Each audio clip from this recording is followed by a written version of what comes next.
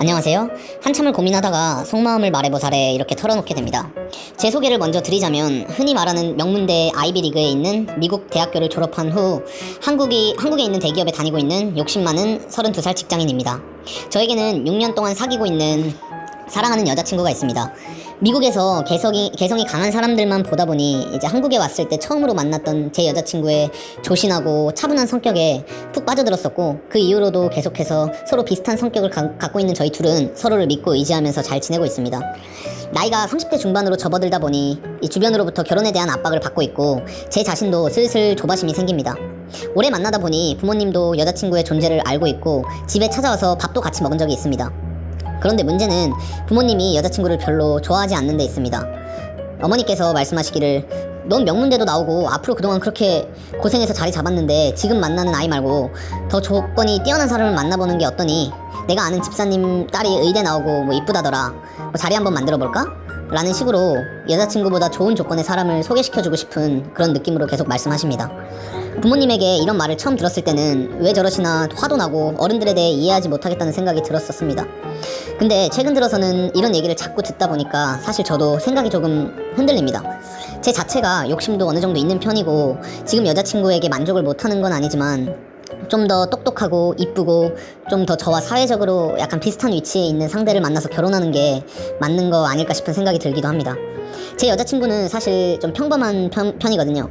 가끔 친구 모임에서 친구들이 데려오는 여자친구를 보면 와 진짜 이쁘다 생각을 하기도 하고, 뭐 그 여자친구 사는 곳도 강남 이름만 대면 아는 그런 아파트들도 있고 그냥 뭔가 사람에게서 나오는 아우라 같은 그런 거를 풍기는 친구들도 있습니다.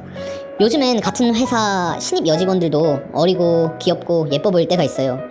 얘기 들어보면 학창시절 공부도 열심히 하고 노력도 많이 하면서 살아온 것 같은데 심성도 착해 보이는 것 같고 저한테 친절한 모습을 보이면은 저도 한번 만나보고 싶다는 그런 생각이 들기도 하네요.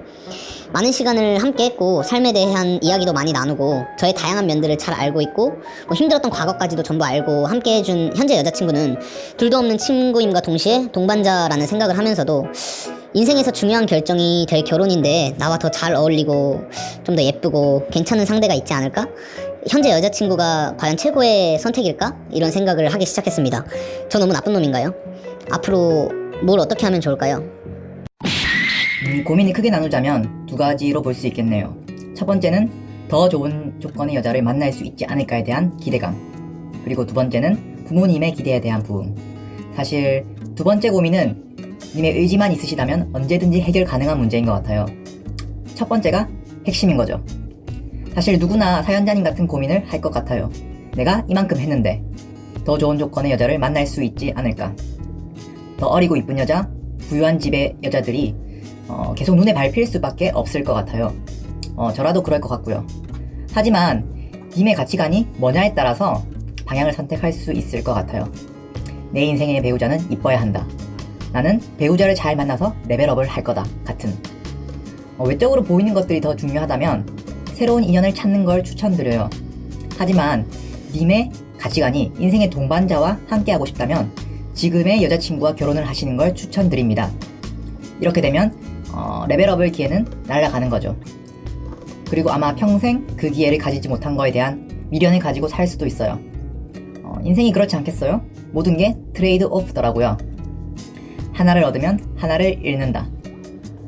그리고 마지막으로 한 가지 더 말씀드리고 싶은 건 사람들이 항상 반복하는 행동들이 있어요. 소중했던 것들을 소홀히 대하고 놓친 뒤 후회하는 행동. 님의 여자친구는 그런 존재입니다. 이미 사연에서 둘도 없는 친구임과 동시에 인생의 동반자라고 얘기를 하셨는데요. 7년이나 만나서 당연한 듯 하지만 이미 당신에게 정말 소중한 존재라고 생각이 됩니다. 다시 한번 그 존재에 대해 생각해 보셨으면 합니다. 안녕하세요, 마리오입니다. 일단 제가 드리고 싶은 말은 새로운 여자를 만나봐라입니다. 상담해주신 분께서는 뭐 20대 초반에 공부를 많이 하셨을 것 같은데 뭐 그러는 동안 여자를 많이 못 만나셨을 것 같고, 뭐 그 이후에 만난 여자친구와 6년 동안 사귀었다면은 뭐 제 생각으로는 연애 경험이 적을 것으로 생각이 되네요. 이런 경우의 특징은 만났던 몇몇 사람이 정말 소중해 보이고 더 나아가서 운명이라는 말을 믿으면서 내가 지금 만나는 사람은 운명이야 라는 말을 하면서 이제 현재에 만족하려고 합니다. 근데 예를 들면 뭐 최고급 뭐 고래 요리 같은 것을 먹어보지도 않은 사람이 그 맛을 알까요? 그냥 김치찌개가 제일 맛있는 줄 알면서 뭐 죽는 거죠. 상담해주신 분께서도 느끼셨듯이 세상은 넓고 괜찮은 여자는 정말 많습니다.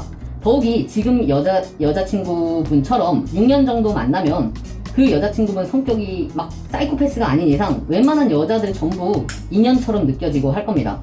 지금 상담자님은 김치찌개를 좀 먹다가 최고급 고래 요리를 먹고 싶은 호기심이 생긴 겁니다. 그 존재를 알았다는 뜻이죠. 그럼 저는 무조건 먹어보라고 해보고 싶습니다. 그래도 별로다 싶으면 뭐 다시 김치찌개로 돌아오는 거죠. 근데 가장 중요한 것은 현재 결혼 사회에서 가장 중요시되는 능력, 뭐 돈 같은 것들을 고려했을 때 만약 상담자님께서도 평범한 사람이었다면은 제가 이런 말씀을 못 드렸을 것 같습니다. 부모님께서도 이야기해 주신 것처럼 상담자님은 이제 굉장한 스펙과 미래를 갖고 있습니다. 그렇기 때문에 고래고기를 한번 먹어보라고 하는 겁니다. 그러다 보면 운명처럼 좋았던 지금 여자친구보다도 좋은 조건의 여자가 오히려 운명을 뛰어넘어 나를 더 행복하게 만들어줄 수도 있다라고 생각합니다.